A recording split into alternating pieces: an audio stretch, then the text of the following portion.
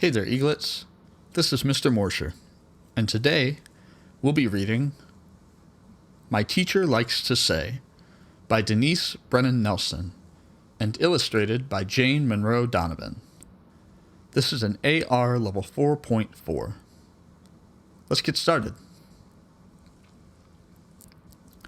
Does your teacher ever say things that you think are quite amusing?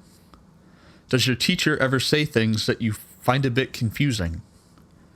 My teacher says some funny things like, the squeaky wheel gets the oil, don't beat around the bush, and a watched pot never boils. She tells me that I'm sharp as a tack. Please tell me what that means. Sometimes she says I'm smart as a whip, and she thinks I'm full of beans. She often says the apple doesn't fall too far from the tree, but I have no idea what that has to do with me. My teacher doesn't know this, but I have a small confession. I love the things my teacher says, every sweet and odd expression.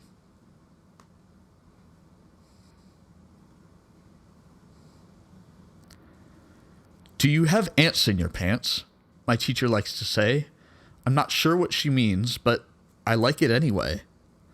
When I have ants in my pants, I squirm and wiggle and shout. I jump up and down and twist and around till the ants in my pants fall out. Is there a gadfly in one's breeches? That was the expression used in the 17th century when someone was jumpy and restless. Now, thanks to several 20th century writers, we may ask, do you have ants in your pants? In 1939, this expression appeared in a play, The Man Who Came to Dinner. I'll get the ants out of those moonlit pants. The next time someone asks you if you have ants in your pants, you could reply, why no, I have a gadfly in my breeches. Two heads are better than one, my teacher likes to say. I'm not sure what she means, but I like it anyway. I suppose she's right. A second head could come in rather handy, except for when I have a treat. Which mouth would get the candy? Have you ever had a hard time figuring something out by yourself? Often, when you ask someone to help, you can work it out together. This expression means that having help from someone else is easier than doing it on your own.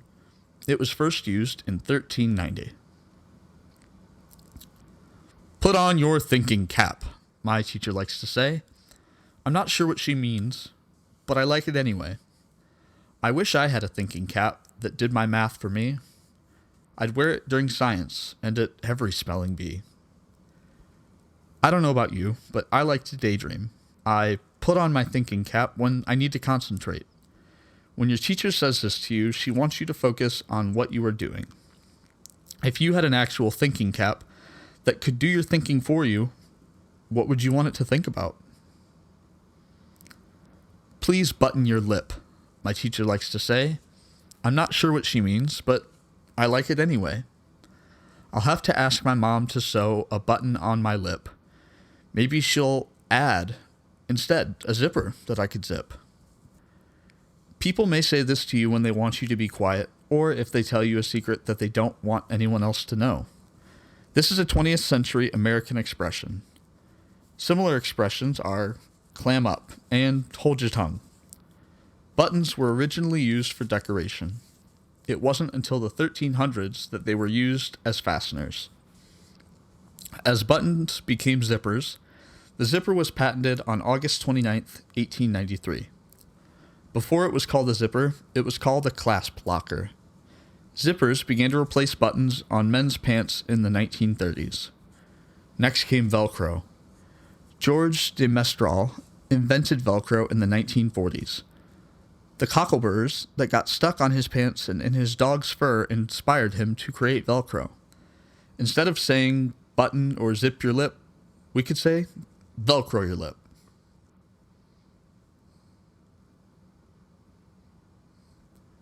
The early bird gets the worm, my teacher likes to say. I'm not sure what she means, but I like it anyway. If that's what you get when you're early, then I guess I'd rather be late. 'Cause an ooey, gooey, squishy worm doesn't sound that great. Have you ever been awakened by the birds? They get up very early and can often be seen digging for worms. When your teacher says this to you, she is encouraging you to be early so that you don't miss out on anything. Sometimes stores have sales called early bird specials. Only the people that get to the store early, the early birds, get the special deal. Look for early bird specials around the holidays. This is a proverb that dates back to 1636. The Italians have a similar expression, "Chi dorme, non piglia pesci," which means, "He who sleeps catches no fish." I'm as hungry as a bear, my teacher likes to say. I'm not sure what he means, but I like it anyway. When our teacher's really hungry, he gets a beastly scowl. But we know he's just a teddy bear because we've never heard him growl. Your teacher is really hungry when he uses this expression because bears eat a lot. They eat an average of 35 pounds of food every day. It would take us 2 weeks to finish that much. There are different kinds of bears that eat different kinds of foods. Grizzly bears eat berries, grass, fish, small animals like rats, and even bigger animals like deer. Polar bears eat fish and walruses, but their favorite dinner is seals. Pandas will eat bamboo for breakfast, lunch, and dinner. Sun bears really love honey and sloths, like ants and termites. We all know that teddy bears don't need food. They just need lots of love.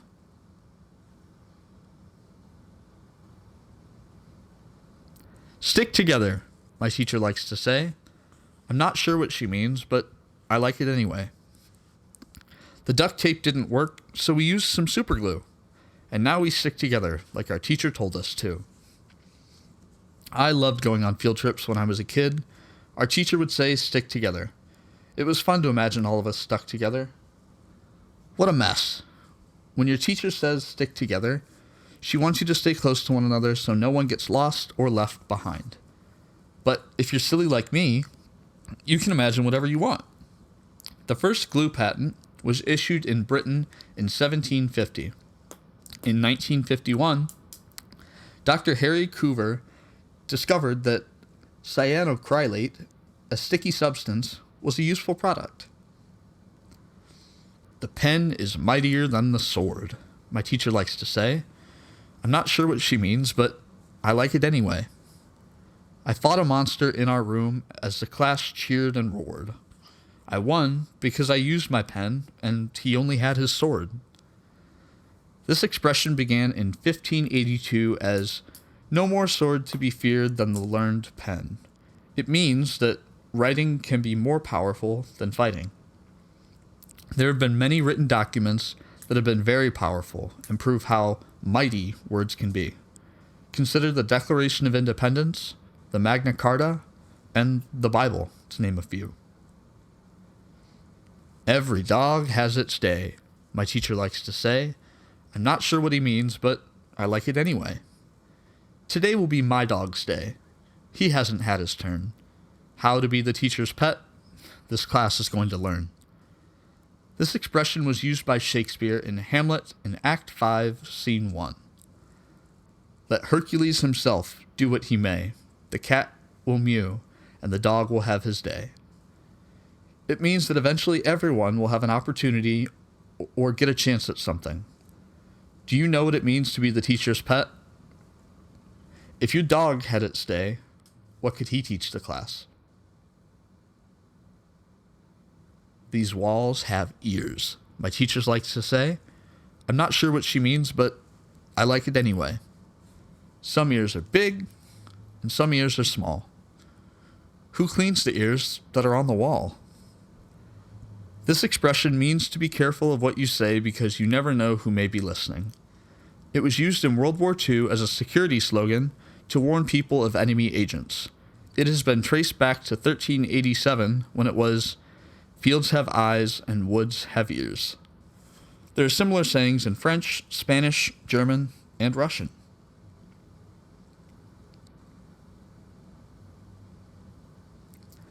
Great oaks from little acorns grow, my teacher likes to say. I'm not sure what she means, but I like it anyway. If a tiny little acorn can become a giant tree, then I can hardly wait to see what I will be.